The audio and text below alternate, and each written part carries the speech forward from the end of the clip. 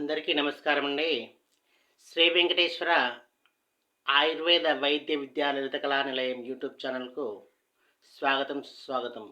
ఇందులో దూరదర్శన్ వార్తలను ఈ వీడియోలో మీకు చూపించబోతున్నాం.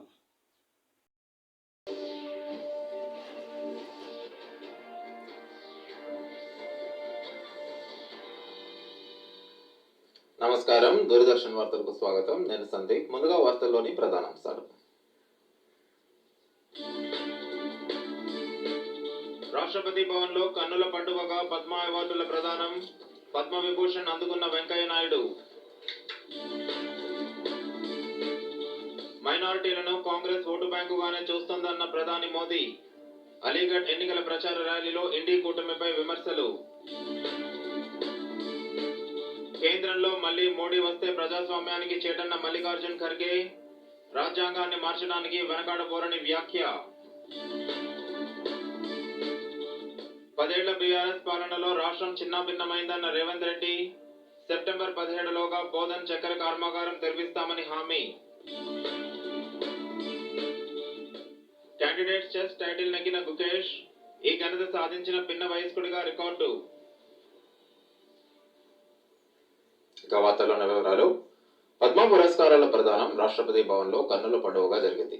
వివిధ రంగాల్లోని విశిష్ట వ్యక్తులకు రాష్ట్రపతి ద్రౌపది ముర్ము పద్మ అవార్డులను ప్రదానం చేశారు. మాజీ ఉపరాష్ట్రపతి వెంకయ్య నాయుడుతో పాటు 5గురు పద్మ విభూషణ్ అందుకున్నారు. సినీ నటుడు మిథున్ చక్రవర్తి, సింగర్ ఉషా ఉతుప్తో పాటు 17 మందికి పద్మభూషణ్, 110 మందికి పద్మశ్రీ అవార్డులు అందుకున్నారు. తెలంగాణ నుంచి బుర్రా వీణ వాయిద్య కళాకారుడు దాసరి కొండప్ప, యక్షగాన కళాకారుడు గడ్డం సమ్మయ్య పద్మశ్రీ అవార్డులను రాష్ట్రపతి చేతుల మీదుగా అందుకున్నారు. ఆంధ్రప్రదేశ్కు చెందిన హరికథ కళాకారిణి ఉమామహేశ్వరికి పద్మశ్రీ వరించింది.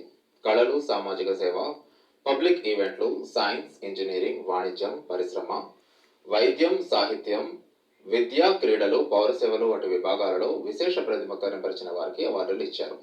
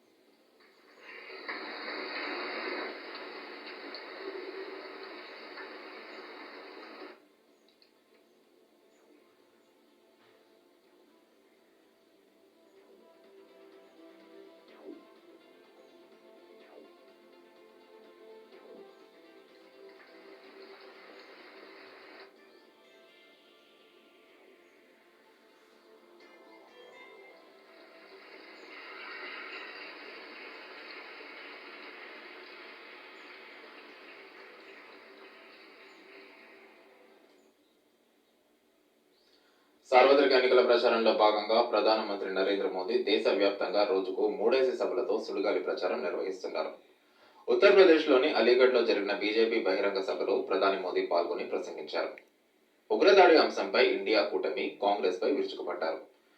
గతంలో ఉగ్రవాదులు వరుస పేలుళ్లకు పాల్పడేవారని, ఆఖరికి అయోధ్య కాశీలను కూడా వదిలిపెట్టలేదన్నారు. ఇప్పుడు వరుస పేలుళ్లకు ముగింపు పడిందన్నారు. ముస్లింల సామాజిక ఆర్థిక స్థితిగతులను మెరుగుపరచడానికి కాంగ్రెస్ చేసిందేమీ లేదని, వారిని కేవలం ఓటు బ్యాంకుగానే చూస్తున్నారని ప్రధాని మోదీ విమర్శించారు.